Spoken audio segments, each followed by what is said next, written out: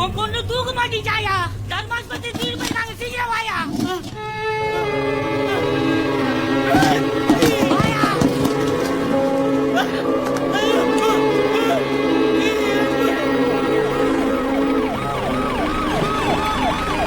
பாவி மேடம், ஏன் இப்படி பண்ண?